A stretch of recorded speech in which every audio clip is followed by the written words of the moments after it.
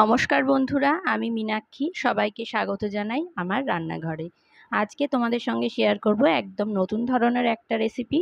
তার জন্য আমি 1 কাপ ডালকে, মুসুরির ডালকে খুব ভালো করে ধুয়ে ভিজিয়ে রেখেছিলাম সারা রাত। তোমরা চাইলে 2-3 ঘন্টা ভিজিয়ে রাখলেও এটা হবে।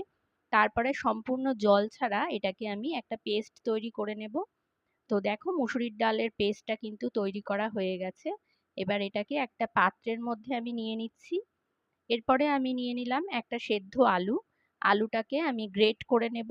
তোমরা চাইলে হাত দিয়ে ম্যাশ করেও নিতে পারো, তবে গ্রেটারের সাহায্যে গ্রেট করে নিলে আলুটা কিন্তু খুব ভালো রকম ভাবে, মানে কোনো দলা ভাব থাকবে না। তো দেখো, এখানে আলুটা কিন্তু গ্রেট করা হয়ে গেছে। এবারে আমি একটা ডিম নিচ্ছি। ডিমটাকে ফাটিয়ে আমি এর মধ্যে দিয়ে দেব। এখানে তোমরা চাইলে একটার বদলে 2টো ডিমও নিতে পারো বা 3টে ডিমও নিতে পারো। যত ডিম নেবে তত পরিমাণটাও বাড়বে। তো এরপরে আমি দিয়ে দিচ্ছি স্বাদ মতন লবণ, মিহি করে কুচোনো পেঁয়াজ আর কাঁচা লঙ্কা কুচি। এর সঙ্গে দিয়ে দিলাম হলুদ গুঁড়ো আর একটুখানি লঙ্কার গুঁড়ো। এবারে সব কিছুকে খুব ভালো করে আমি মিশিয়ে নেব।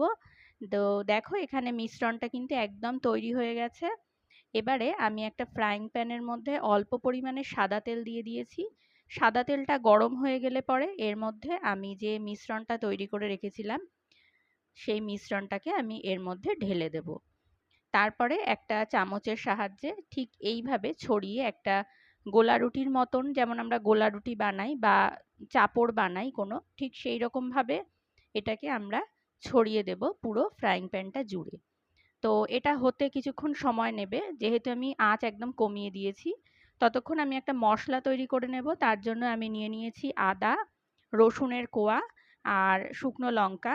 তার সঙ্গে নিয়ে নিচ্ছি কাঁচা পেঁয়াজ কুচি। এবারে একটুখানি জল দিয়ে এটার একটা মিহি পেস্ট তৈরি করে নেব। আমি এখানে শিলনোড়ায় বেটে নিচ্ছি। তোমরা অবশ্যই মিক্সিতেও বাটতে পারো, সেটা তোমাদের চয়েস। তো দেখো, এখানে মশলাটা কিন্তু খুব ভালোভাবে বাটা হয়ে গেছে। এবারে বেটে নেওয়া মশলাটাকে আমি একটা পাত্রের মধ্যে তুলে নিয়েছি। আর ওইদিকে যে গোলা রুটিটা করতে দিয়েছিলাম সেটার কিন্তু একটা পিঠ ভাজা হয়ে গেছে। খুব সাবধানে এটাকে উল্টে নিতে হবে, নিয়ে অপর পিঠটাও খুব ভালো করে ভেজে নিতে হবে। তো এই যে এখানে যে অমলেটটা আমি বানালাম, এটা কিন্তু একটু সময় নিয়ে আর আঁচ কমিয়ে রান্না করে নিতে হবে, যাতে করে এর ভেতরের পোর্শনটাও খুব ভালো রকম ভাবে সেদ্ধ হয়ে যায়। তো এবারে এটাকে আমি পিস পিস করে কেটে নেব। তোমরা যে কোনো শেপে কাটতে পারো, চাইলে চৌকো চৌকো করে কেটে নিতে পারো। আমি এখানে ত্রিকোণ আকারে কেটে নিচ্ছি, যেমন করে কি পিৎজা কাটে ঠিক সেইভাবে পিৎজার মতন করে কিন্তু আমি এটাকে কেটে নিয়েছি।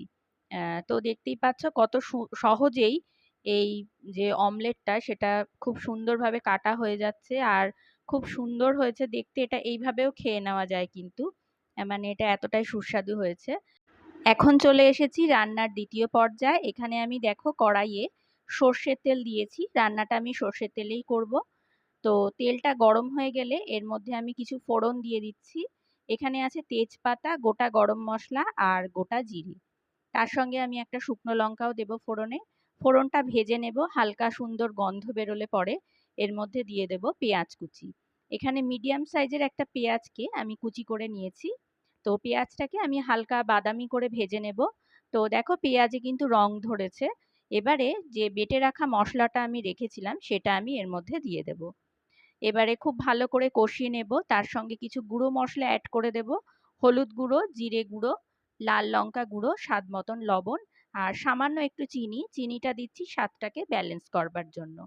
এবারে এই সমস্ত উপকরণগুলোকে খুব ভালো করে মিশিয়ে নেব, আর খুব ভালো করে মশলাটাকে কষিয়ে নিতে হবে, যাতে মশলার কাঁচা গন্ধটা ছেড়ে যায়। তো এখানে দেখতেই পাচ্ছ মশলা থেকে কিন্তু তেল ছেড়ে দিয়েছে। এখন আমি এর মধ্যে দিয়ে দিচ্ছি সামান্য উষ্ণ গরম জল। উষ্ণ গরম জল দিলে রান্নার স্বাদটা কিন্তু খুব ভালো হয়। এবারে আমি এর মধ্যে দিয়ে দিলাম 2টো চেরা কাঁচা লঙ্কা। ঝোলটা একটু ফুটে উঠলে পরে এর মধ্যে যে অমলেটের টুকরোগুলো ছিল সেগুলো আমি একে একে দিয়ে দিচ্ছি। আর খুব সাবধানে এটাকে উল্টে পাল্টে নিতে হবে, যাতে কোনোভাবেই অমলেটের টুকরোগুলো ভেঙে না যায়। তো এই রেসিপিটা তোমাদের কেমন লাগলো আমাকে কমেন্ট করে অবশ্যই জানিও। আর এটাও জানিও যে তোমরা কোথা থেকে আমার এই ভিডিওটা দেখছো, তাহলে আমি সবাইকে ধন্যবাদ জানাতে পারবো। তো এখানে দেখো রান্নাটা প্রায় শেষের পথে। ওপর থেকে আমি কিছু ধনেপাতা কুচি অ্যাড করে দিচ্ছি।